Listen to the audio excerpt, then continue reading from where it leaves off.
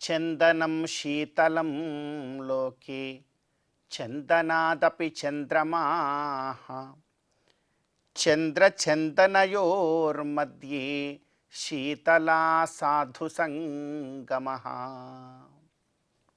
అత్యంత పవిత్రమైనటువంటి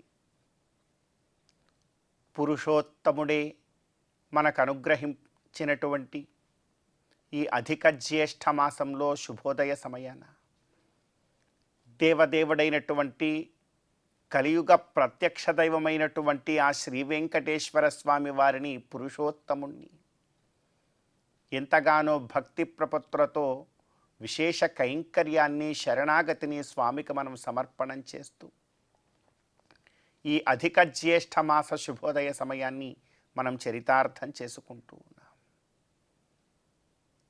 ప్రస్తుతం మనం అధిక జ్యేష్ఠ మాస కాలంలో ఉన్నాం. దీనిని పురుషోత్తమ మాసము అని అంటారు.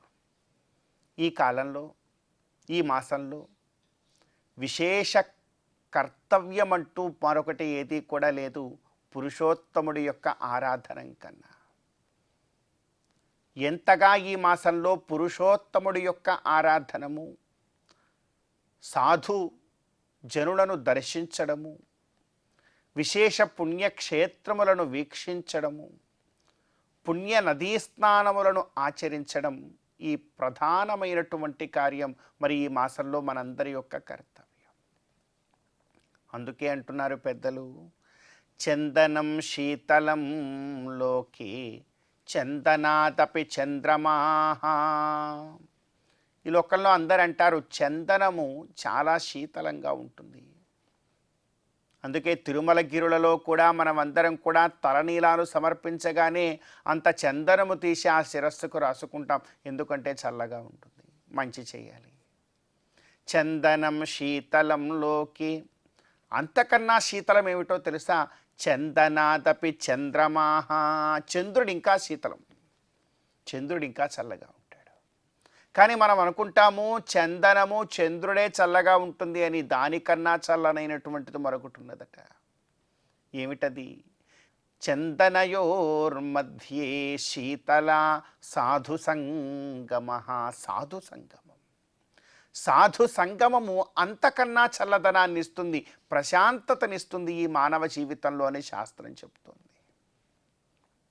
అటువంటి సాధు సంగమం చేయడానికి, పుణ్యక్షేత్రములను దర్శించుకోవడానికి, పుణ్య నదీ స్నానం ఆచరించడానికి ఎంతో విశేషమైనటువంటి కాలం ఇదిగో ఈ అధిక జ్యేష్ఠ మాసకాలం, ఈ పురుషోత్తమ మాసకాలం. కనుక ఈ పురుషోత్తమ మాసంలో, అధిక జ్యేష్ఠ మాసంలో విశేషమైనటువంటి ధర్మ కర్మాచరణలను మనమందరం కూడా ఆచరించేటువంటి భాగ్యాన్ని ఇమ్మని ఆ గోవిందుణ్ణి మనసారా మనం కోరుకుంటూ, ఈనాటి తిథివార నక్షత్రాలలో ఉండేటువంటి తత్వాన్ని కాస్త మన జీవితానికి అన్వయించుకునే ప్రయత్నం చేద్దాం. ఈ రోజున మే నెల 18వ తేదీ, అధిక జ్యేష్ఠ మాస శుక్లపక్ష విధియ తిథి. ఈ రోజున విధియ తిథికి అధిదేవత కహ అంటే బ్రహ్మదేవుడు. ఈ రోజున బ్రహ్మదేవుడి యొక్క స్మరణము, సరస్వతి ఆరాధనము, నూతన పాఠారంభము చక్కనైనటువంటి ఫలాలను మనందరికీ కూడా అందజేస్తుంది. అదేవిధంగా ఈ రోజున నక్షత్రం రోహిణీ నక్షత్రం. రోహిణీ చ విధిర్బ్రహ్మ. ఇది కూడా బ్రహ్మదేవతాకమైనటువంటి నక్షత్రమే. అటు నక్షత్రము ఇటు తిథి రెండూ కూడా బ్రహ్మను మనకు సూచిస్తూ ఉన్నాయి. ఈ రోజున బ్రహ్మ యొక్క స్మరణము చక్కనైనటువంటి ఫలాలను మనకు అందజేస్తుంది. పరంబ్రహ్మతత్వము వైపుకు మన మనస్సుని తీసుకుని వెళ్ళే ప్రయత్నం చేయాలి ఈ రోజున మనందరం కూడా. అదేవిధంగా ఈ రోజున వారము సోమవారం. జ్ఞానప్రదాత అయినటువంటి పరమశివుడి యొక్క ఆరాధనం ఈ రోజున మనకు చక్కనైనటువంటి ఫలాలను, కైవల్య ప్రాప్తిని అందజేస్తుంది. కనుక ఈ తిథివార నక్షత్రాలలో ఉండేటువంటి తత్వాన్ని మన జీవితానికి అన్వయించుకొని గోవిందుడి యొక్క అనుగ్రహంతో ఈ అధిక జ్యేష్ఠ మాస శుభోదయ సమయాన్ని మనం చరితార్థం చేసుకుందాం. చందురుతోడ పూటిన సంపదల మెరుగవో కందువ బ్రహ్మల కాచే కల్పవల్లివో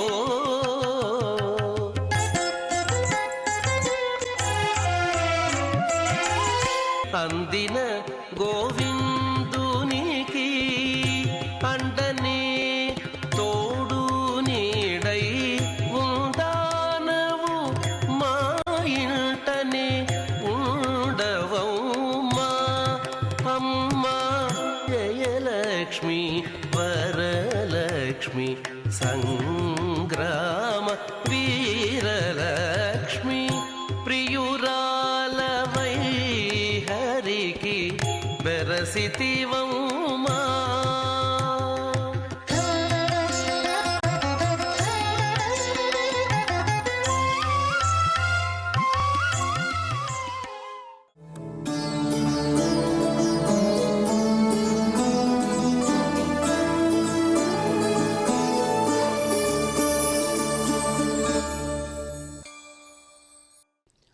కమప్యనవదిం వందే కరుణావరుణాలయం వృషశైలతటస్థానాం స్వయం వ్యక్తిముపాగతం.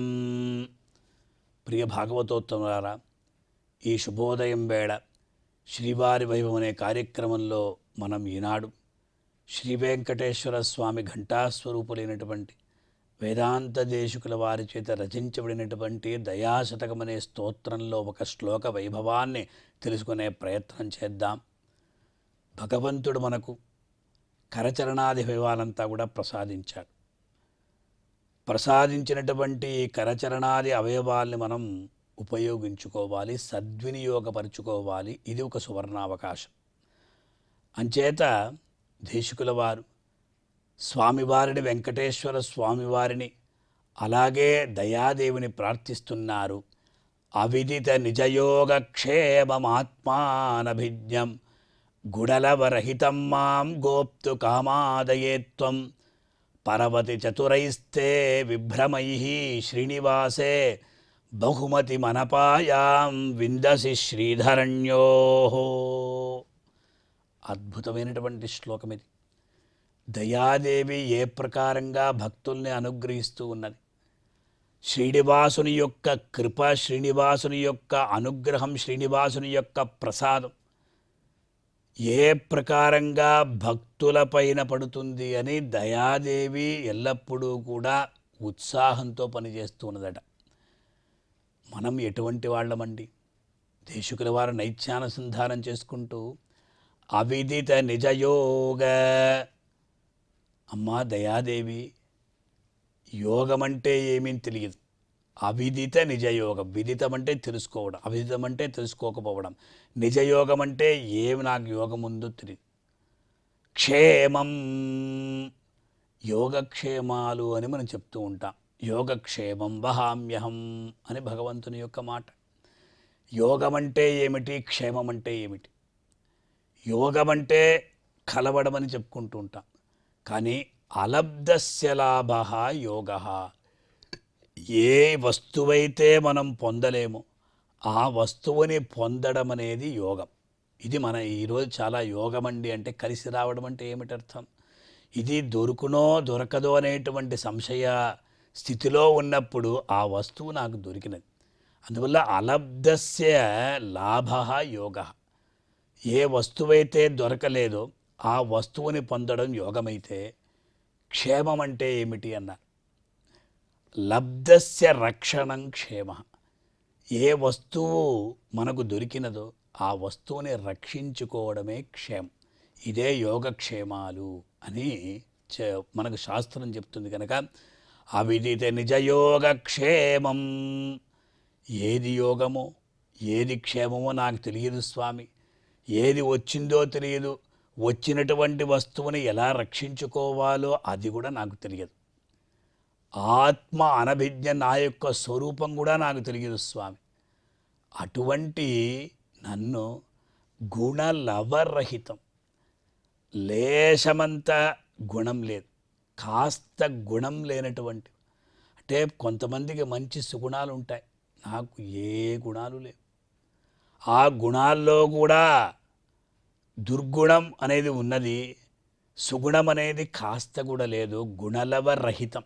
అటువంటి నన్ను గోప్తుకామా దయే, అమ్మా దయాదేవి నీవేం చేస్తున్నావంటే గోప్తుకామా, గోప్తృత్వం అంటే రక్షణ, గోప్తుకామ అంటే నీవు రక్షించడానికి నన్ను ప్రయత్నిస్తున్నావమ్మా. వాస్తవంగా చూస్తే ఎటువంటి అర్హతను లేనివాడను, అదే ప్రకారంగా యోగ్యత కూడా లేనటువంటి వాడను, యోగక్షేమ స్వరూపం కూడా నాకు తెలియదు, అలాగే నా యొక్క స్వరూపం ఎటువంటిది కూడా నాకు తెలియదు. అటువంటి నన్ను నీవు కాపాడడానికి ప్రయత్నిస్తున్నావే అమ్మా. నీ యొక్క వాత్సల్య గుణం, నీ యొక్క సౌలభ్య గుణం నేను ఏ ప్రకారంగా కీర్తించగలను అని చెప్పి ఇక్కడ వాస్తవంగా చూస్తే ముందు వెంకటాద్రి ప్రాప్తిని అపేక్షించారు, తరువాత ఆ వెంకట పర్వత ఆ సమీపంలో వాసం చేయాలని కోరుకున్నారు.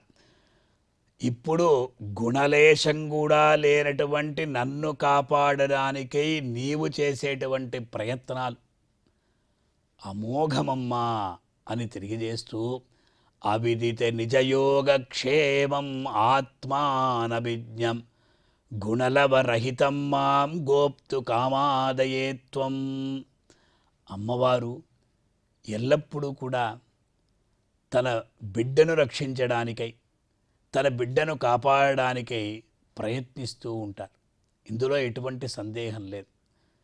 మన ఇండ్లలో కూడా మనం చూడొచ్చు, తల్లి ఎలాగో ఏ ప్రకారంగా బిడ్డను కాపాడుతూ ఉంటుంది, సంరక్షించుకోవడంలో ఆవిడకి ఉన్నటువంటి ఉత్సాహం, ఆవిడకు ఉన్నటువంటి ఆ దీక్ష తండ్రికి ఎప్పుడూ ఉండదట. అందువల్ల దేశికుల వారు దయాదేవిని ప్రధానంగా స్తోత్రం చేస్తున్నారు.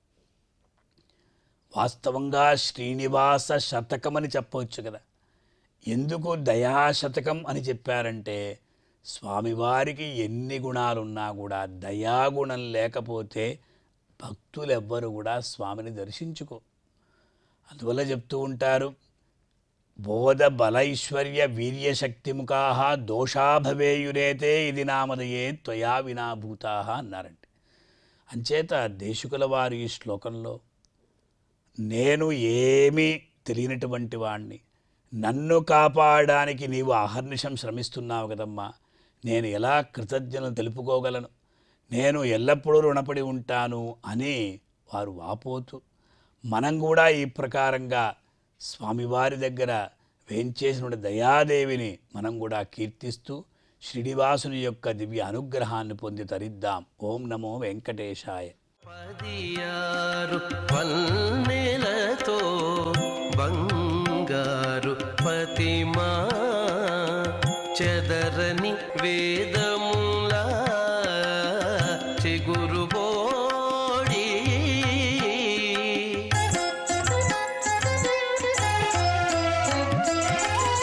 ఎదుట శ్రీ వెంకటేశు నిల్లాలవై నీవు నిధుల నిలిచే తల్లి నీవారమౌమా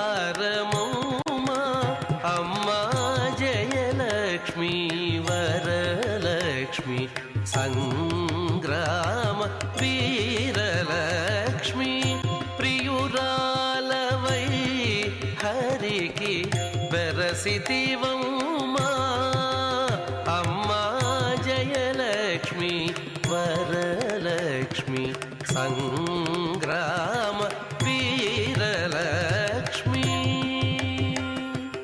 వరలక్ష్మి జయలక్ష్మి.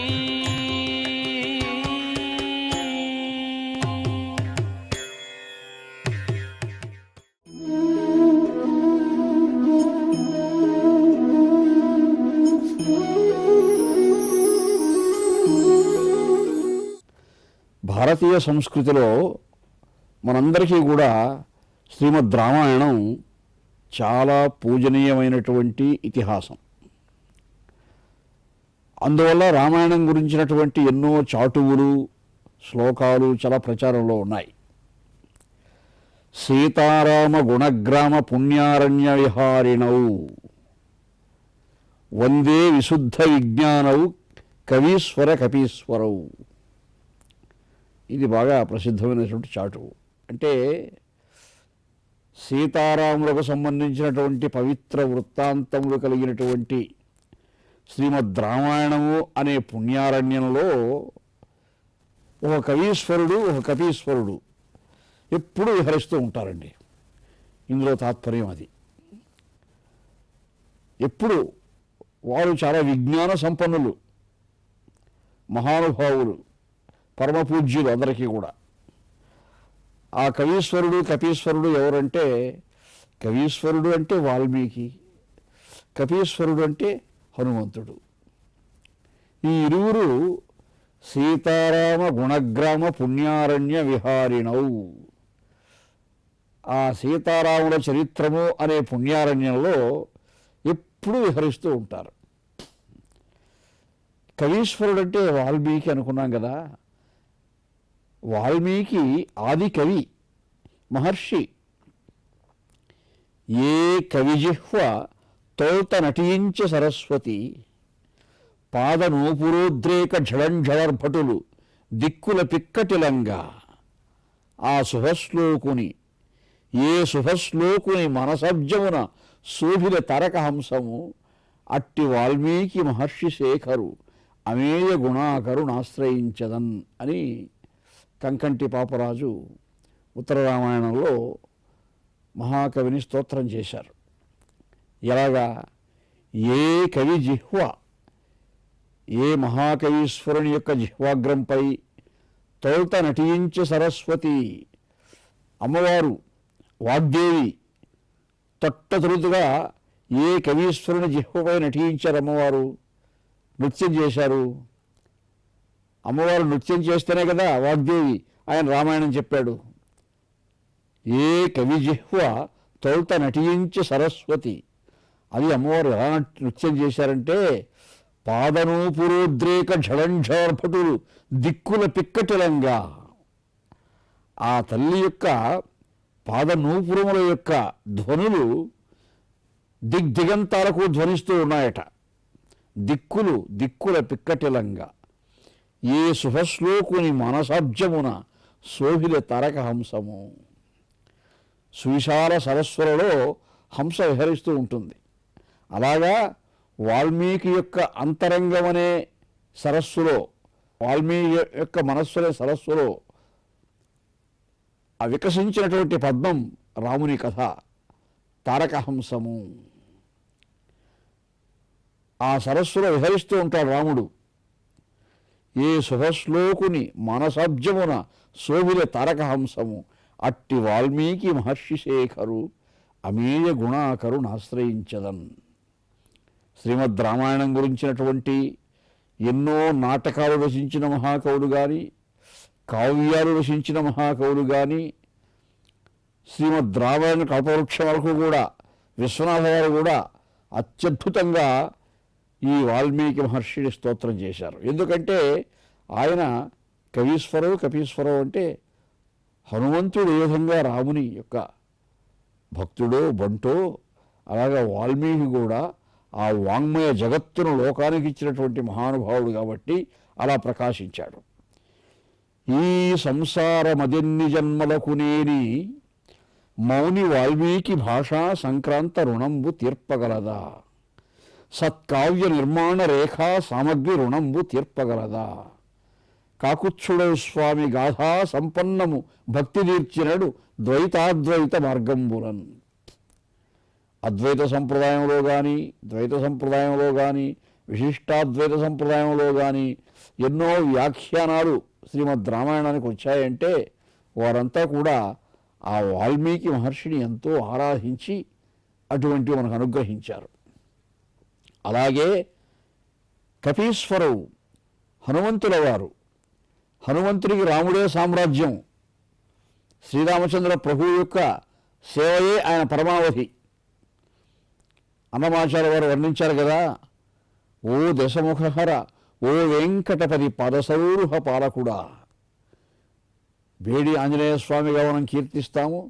వెంకటాచల క్షేత్రంలో శ్రీనివాసుని యొక్క ఆ మూలమూర్తికి సరిగ్గా ఎదురుగా ఆ సేవకుడు ఎప్పుడు సావధానుడు సర్వశరణ్యుడు అన్నట్టు ఆయన అక్కడ ఉన్నాడు.